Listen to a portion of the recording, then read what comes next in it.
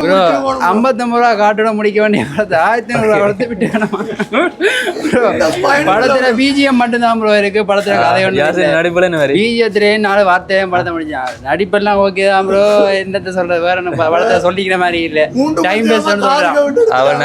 நயன்தாரா என்ன செய்தா? நயன்தாரா வந்தா 4 பேர் அடிச்சா 4 டைலாக் பேசினா போயிட்டா செத்துட்டா இடையே போயிட்டா. கேஜிஎம் விட இப்படி நல்லா இருக்கும். ப்ரோ கேஜிஎஃப் எங்க ப்ரோ இருக்கு? இது எங்க ப்ரோ இது டைம் பாஸுக்கு 4 சண்டே போட்டு முடிச்சு நான் ப்ரோ படத்தை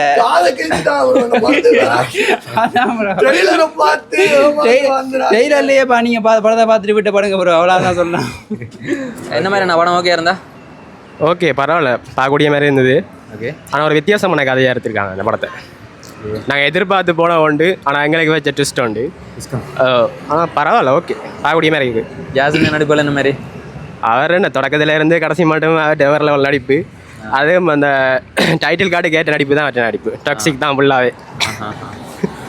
என்ன ஹீரோயினிகள் என்ன மாதிரி?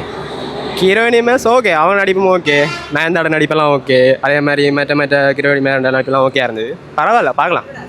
பிஜிஎம்கள் மியூசிக்கள் எல்லாம் ஓகே.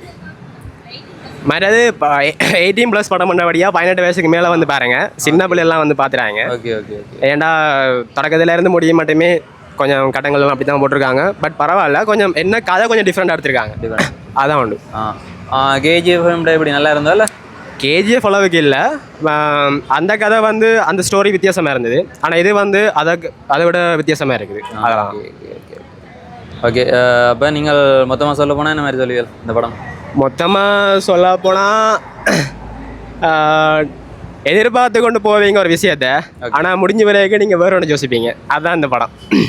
அவ்வளோதான். மற்றது ஃபேமிலியெல்லாம் வந்து பார்க்குற படம் இல்லை. வேணும்டா கப்புள்ஸாக வந்து பாருங்க, இல்லையாண்டா தனியாக வந்து பாருங்க. அவ்வளோதான். ஓகேண்ணா, தேங்க்யூ. நன்றி.